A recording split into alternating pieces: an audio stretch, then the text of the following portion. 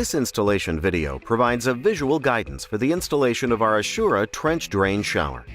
Please refer to the installation manual for specific details relating to the installation of this shower.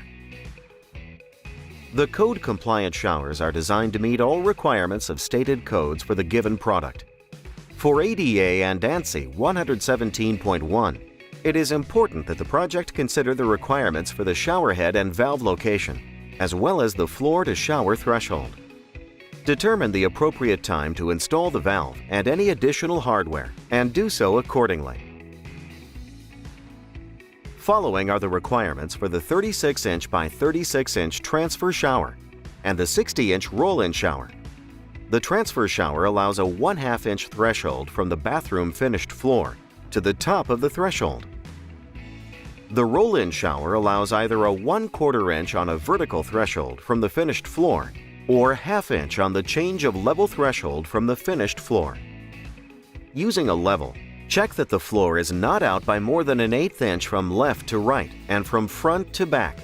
Your unit is built with integral draft to the drain. Note, if floor is out by more than 1/8 inch, use concrete leveling compound to bring the floor level. In order to achieve an on-slab installation, there must be a 10-inch by 10-inch by 1/2 inch deep box out, which allows the drain area to fall below grade. Failure to provide a box out will push the drain up and invert the draft. The subfloor must be clear of all obstructions. Failure to properly clean the slab will result in debris that could also affect draft.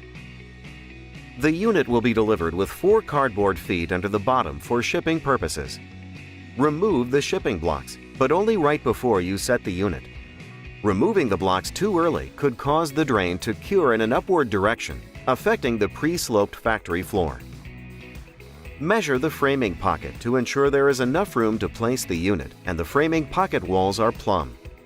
Once you have dry set the unit in the framing pocket, plumb the unit and mark the threshold with the black magic marker. Using a 1/4 inch drill bit, pre-drill the apron flange every 4 inches, penetrating the flange just until the bit marks the concrete or wood floor as shown. If installing on a concrete floor, pre-drill the floor.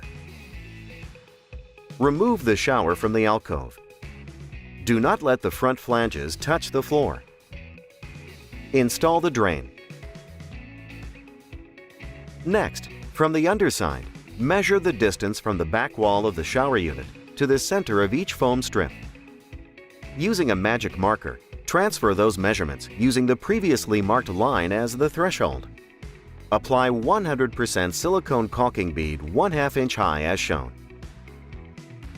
Note, you do not need to backfill the drain location with bedding material. Set the unit in place. Secure the shower to the concrete floor. Note, if installing on a wood floor, you adjust screw flange directly to the floor. Secure the sides to the framing members through the flanges using 6D galvanized screws on 8-inch centers. Check for level across the front threshold, as well as check for pitch from back to front. Drop the gasket and compression nut into place, but do not tighten the nut yet.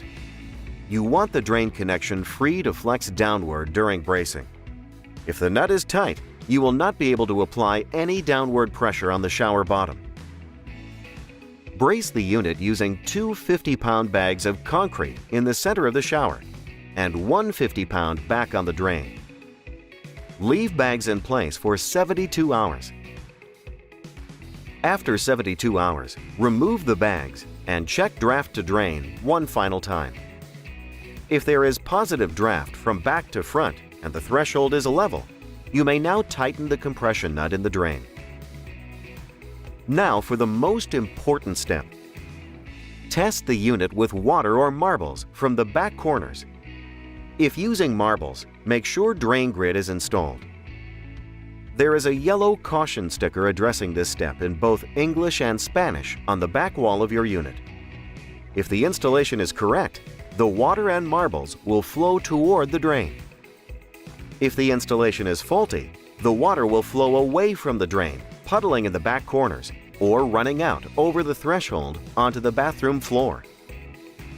In the case of a failed install, you must pull the unit up and repeat the installation process.